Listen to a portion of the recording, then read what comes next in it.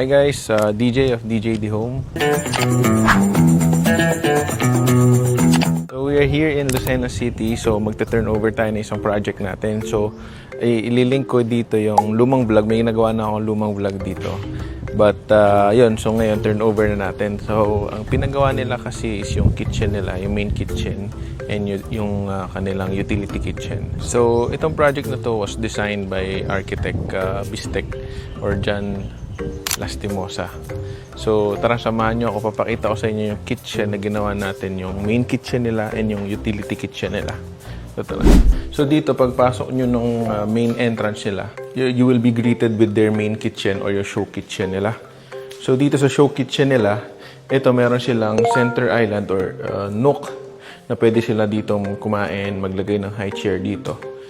And ito yung isang kitchen nila where naglagay tayo ng sink. Tapos yan, puro drawers and storage dito sa side na to. So, yan. Itong mga drawers na to. Drawers lahat yan. Then dito naman, dito naka-place yung kanilang fridge. So may fridge dito and may water dispenser dito. Kaya naglagay lang tayo ng hanging dito para may additional storage pa sila. Yan. Tapos ito, yung nook nila, another storage din to. So may corner area din dito. So yan, yung basically ito lang yung pinaka main kitchen nila. So simple lang. So pakita ko naman sa inyo yung utility kitchen nila. So ito na yung utility kitchen nila. So ano to, dalawang side ng wall na nilagyan natin. So ito yung pinakang parang dirty kitchen nila. But 'di ba, parang main kitchen din. So magbigay tayo dito ng ilaw. May hanging cabinet tayo hanggang ceiling. Ito, may condiments rack tayo dito sa area na to. Kasi ito yung placement ng kanilang sink. Ito yung sink nila and ito yung kanilang may oven. And meron din silang cooktop with range hood. So, sobrang lawak ng utility kitchen. Dami nilang storage dito. Tapos dito nakalagay yung kanilang gasol. Okay. So, ito, puro drawers lang din to. Tapos ito naman, sa area na to, ito yung prep area nila. So dito sila magpe-prepare ng mga lulutuin nila. So sobrang lawak ng area nila dito for the kitchen. And may mga storages din tayo dito.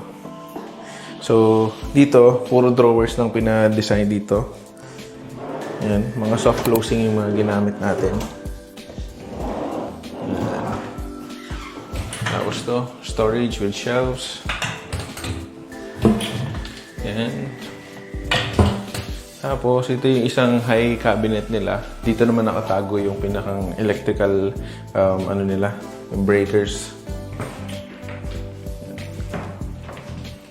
So, kung mapapansin nyo, meron tayo ditong shelves. No?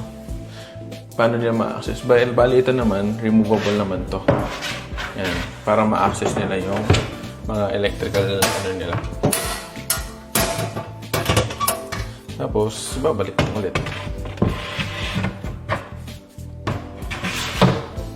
Yan.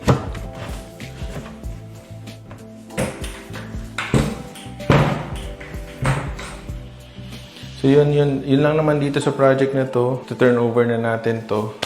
Thank you for watching and thank you for supporting. Thank you. See you. Bye-bye.